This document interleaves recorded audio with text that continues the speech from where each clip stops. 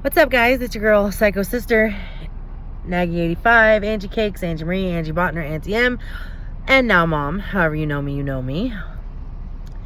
First things first, I am back to smoking, not around my child, obviously. Nana has the baby.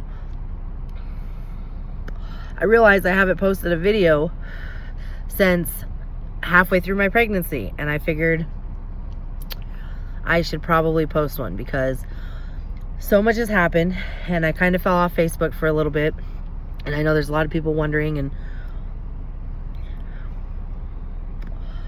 I'm going through some things right now. So the baby came 8 weeks early. Zabrina Mona Lisa Botner, born December 17th, 2018 at 5:45, weighed 4 pounds 11 ounces and was 18¼ inches long, and she came out pretty healthy for a preemie. I mean, she didn't have to have oxygen, only had the CPAP for a couple days, had IV nutrients a couple days, and they started the feeding tube.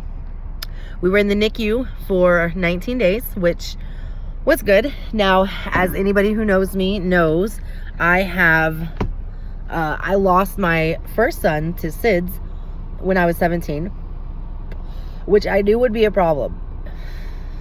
I knew that I would have extra worries. I knew that I'd be a little extra nervous, and especially with her being a preemie. I mean, the one thing that I can say about Deshaun and the whole SIDS thing is that he was healthy. He was full term. He was healthy, and then I still lost him. I'm gonna try really hard not to cry because I've cried so much last week. So to see her so tidy, it was so harsh. But she came home in 19 days, and I was super excited. We very quickly got into a routine, and I was nailing the mommy thing. And yeah, I was a little extra nervous. You know, I'd check her to make sure she's sleeping. I'd have to ask, hey, Clayton, is she sleeping? The delivery was a bit scary. I ended up with severe preeclampsia, and it came down to a point that if we didn't deliver, me or her would die. And it was just like that. My family was insanely supportive, and there wasn't a single day that I was at that hospital by myself. And night times they wouldn't be there sometimes because, you know, they had to go home and sleep. They're human. So the baby came. I'm a little scattered because I'm all over the place. You'll understand why. But they told me that I wouldn't hold my child at delivery, and I probably wouldn't touch her for the first week. And Zabrina said, forget that mess. I held her at delivery, and that was one of the most joyous things that could have ever happened. She is absolutely gorgeous. She is perfect. And we got home, like I said, and everything kind of, you know, smoothed out. Things were going good. And then all of a sudden, one night, she started breathing really weird. She'd been sick for a couple days, and I kept telling the doctor something was wrong, and he's like, no, there's nothing wrong, or it's nasal, and if you take her to the emergency room, there's nothing they can do because it's not in her lungs. On January 23rd, about 10:30, I was worried because she was breathing really fast, and she was just like that. And so I woke my mom up, and I said, hey, I need to take her in. If nothing else, then to get you know, just have her checked. Well, we got there. Her respirations were at 130, anywhere from 120 to 130, never below 100 a minute, which anybody who knows newborns knows that it's not supposed to be over 60. 60 is rather high. Usually it's about 40. And so they decided to admit her. They took x-rays at the emergency room, and her lungs looked clear. I mean, almost perfect clear. The next day, we were in the pediatric side at Sacred Heart, and the nurse kept saying, we can't let her keep working like this. We can't let her keep working like this. Sorry, my nails are a mess, but anyways. Can't let her keep working like this. And they finally, the nurse ended up going over and talking to the doctor in the PICU, pediatric ICU. About 5 minutes before they came and told us they were moving, my mom got a text message from a boss, which I don't know what I'm allowed to say and not say on social media, but I really don't give a fuck because it shouldn't have happened.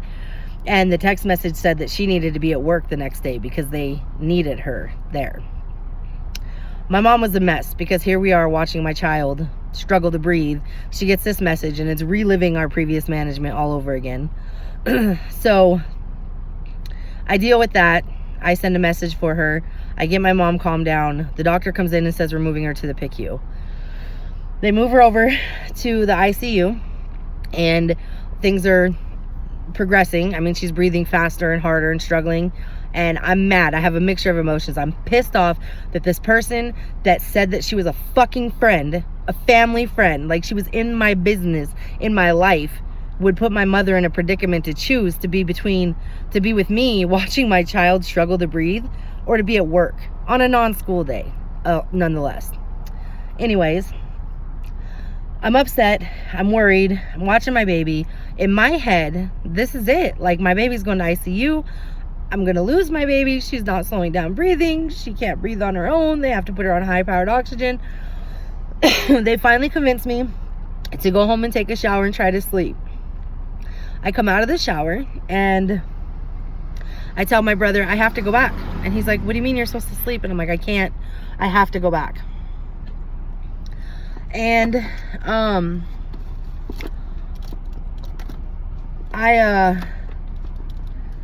for the record, anybody on my friends list that works with me, it was not our main boss that said that my mom needed to be there. Just so you know, I don't think I'm allowed to say names, but I don't care. Anyways, I took a shower. Clayton, I told Clayton I needed to go back. And just then the phone rings and it's the hospital. And the doctor says, Angie. And I started crying, Angie. And he says, we have to put a ventilator in. I'll try to wait until you get here, but I don't know if I can. They had taken an x-ray and her right lung had collapsed pretty much fully. And she wasn't any longer able to breathe on her own. So they put a ventilator in my baby. To see my child not breathing with a tube down her throat, breathing for her, it was it. I was done. I was losing her. There was nothing I could do. And that's all I could think, that this was the end all. And the nurses were great. My family was great. She was on the ventilator for 11 days. 11 days. They finally take her off the ventilator and she has what they call floppy airway, which basically in prematures, the trach isn't fully developed, so she has a little bit hard time breathing. No, she doesn't have a hard time breathing. Like, she can maintain, but she sounds floppy. So she's like when she breathes, which makes it really hard because that's why I took her in the first place, her breathing. But they said as long as her oxygen stays up, you're good. So we take her home. 19 days later, so 19 days in the NICU, 19 days home, 19 days in the PICU. Crazy, right? We take her home, and I'm very nervous at this point. I mean, I'm extremely nervous, and I'm starting to feel some depression. I started feeling like there was no other ending than what happened with my son, and it progressively gets worse. And one night, I'm sitting there looking at some work stuff, trying to take my mind off the anxieties, and all of a sudden my mom says, Clayton, hand me the nose cleaner. And I turn around and my child's choking, and she spit up so much that she was choking and she stopped breathing. And we had to call 911. My mom, thank God, got her breathing again. But it was literally like reliving the morning that I lost my son. The EMTs come in and they say, call our pediatrician. All of her stats are good now. You guys did a good job. Da, da, da, da, da. I start freaking out. What if mom wasn't there? What if I didn't know what to do? What if she didn't start breathing again? The pediatrician says that she wants me to take her in to make sure that she didn't aspirate. So I pick up my best friend Megan. We take her to the hospital. They monitor her for 3 hours and everything's good. They declare that it's acid reflux, which we kind of knew that she had because she was really fussy when she lay down, and she wouldn't like actually throw up, but you could smell like kind of a sour smell for spit up. And they send her home. on Zantac, and we take her to the doctor the next day, and they say everything's good. They give her a little bit higher dose of Zantac. They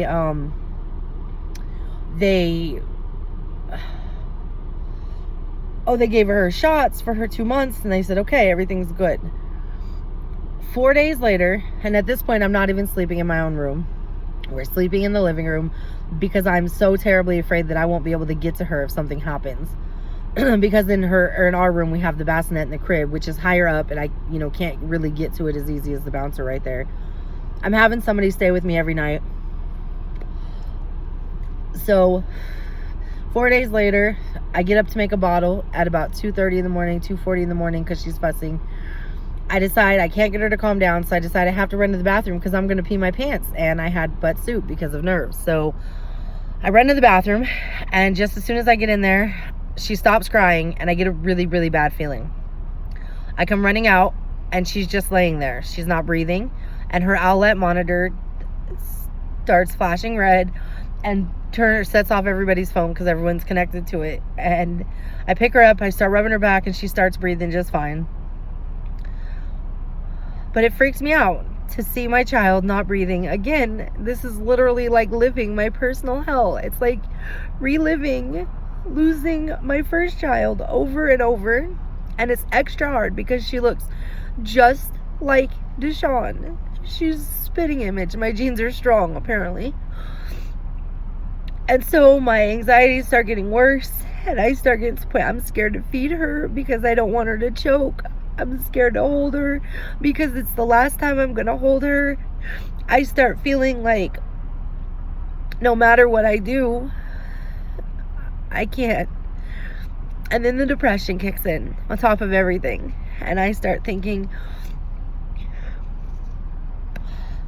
maybe my child would be better off with somebody else. Because at this point, my sister Kayla is staying with me. And I'm watching her take care of my baby, and she's so comfortable with her, and she can do everything that I can't. My mom can, my dad can. Everybody's so comfortable with her. And it became too much. And I broke. And my mom came home from work one day, and I just lost it. And I couldn't even hold her. And I felt like such a shit mom, because what kind of mother can't hold her baby?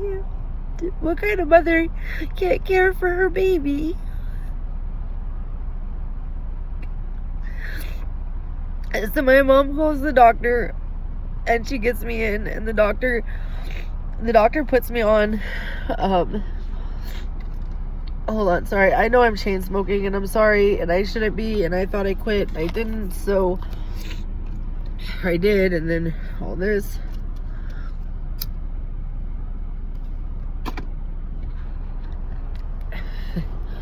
So the doctor puts me on medicines, and I start feeling a little bit of relief, and I start feeling like maybe I could do this,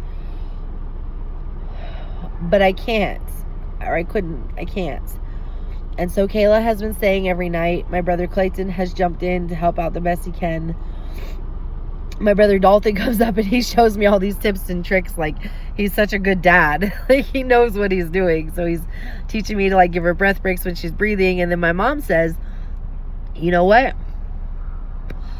I think she might be a little lactose, like you and your brothers. So let's try switching her formula to a soy base instead of this Neosure that they had her on.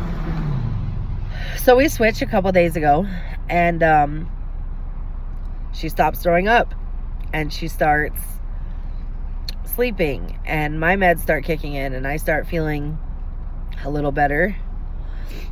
And I do feel better, but it scares me when things start going good, because they're going good, then they have to go wrong, right? That's how my mindset is. And I'll tell you, it's the craziest thing ever. And I am so lucky that I have my family, because I can't imagine going through this without my family. I don't know what I would do. I don't know, the moments when I felt like she'd be better off without me. I I probably would have taken her to Sacred Heart, said I couldn't do this. I don't know, because I so mentally couldn't handle it. And everybody says, don't worry about it. It's okay. You're a good mom. You're making sure she's taken care of. You're a good mom. I don't feel like a good mom. And then I realized that Deshaun's anniversary of his death date is coming. And she's only 6 days younger than Deshaun. And that wears on me. So I stopped posting on Facebook as much as I did. I stopped talking to quite a few people as much as I did. And I've basically just shut down. But I'm working through it. Things will get better. She's doing some of the cutest things. She makes this little cooing noises, and she's starting to realize that there's a world around her and things are getting better. And I just pray that they stay going good, because I really love that little girl with everything I am. And I don't want to think that I'm going to lose her, but I'm so deathly afraid of it. I don't know how to stop it. So for now, I just take my medicines and just try to relax. And I let my family help me the best they can. So to everybody who's been wondering where I am or what's going on, now you know. I'm dealing with a whole lot of mental stuff, a whole lot of anxiety. The doctor labeled it severe PTSD and severe postpartum depression. And I'm working through it. And right now, that's the best I can do. So I'm sorry if I haven't reached out to you. I'm sorry if I haven't really talked to people. I'm sorry that I didn't keep posting every day, Sabrina, because I know there's so many people that follow her and want to see her doing better. So the baby's good. I'm getting there. She's got a little cold right now, so that makes it a little bit anxious, or makes me a little anxious, because she's coughing a bunch and she's got the mucus and stuffy nose, this and that. But it is also reassuring to see that she can clear it. You know, she's sneezing, she's coughing, she's doing everything that she should. So thank you to my family, to my friends that have supported me through this whole scary ordeal, all the way from delivery and almost dying to now we're almost 3 months. She's 11 weeks yesterday. So I appreciate it, and I'll get back on top of it. So I guess until then, I just try to stay sane and try to do more camera time and pictures and stuff. And I mean, my hair is a mess. I'm a mess. I haven't showered for 2 days.